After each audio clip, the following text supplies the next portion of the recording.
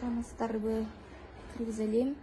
16 сентябрь күнү эртең мененки 8:04 чамасында тажик тараптан ок атуулар жана бир эле ок атуу эмес, минометтагы танкалар менен дагы ок атуу башталган.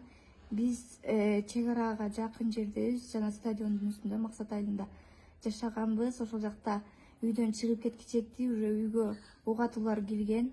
Үйдөн качып, араң качып чыкканбыз жана ошол 9 чамасында биздин астыбызга миномет келип жаракат алдык. Ошол кечки саат 5-6 чамасында бөөрө кызматкери тарабынан биз куткарылып чыгарылган жана ошол скорый помощь Сүлүктүү шаарынан келип, МЧСтер келип бизди куткарып, Сүлүктүүгө алып барышты. Ошол жерде дарыланып, анан эртең мененки исханага келип, Разаков шаарынан биз Бишкекке келдик. Азыр 4-больницада дарыланып жатам. Жаракат алган жерлерим бул далып, жан башымдан жана эки бутумдун тиземден ылдый жагынан жаракат алдым.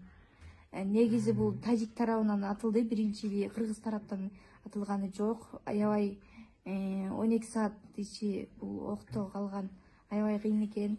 Мындай нерселерди эч бир инсандын башына түшпөсүн.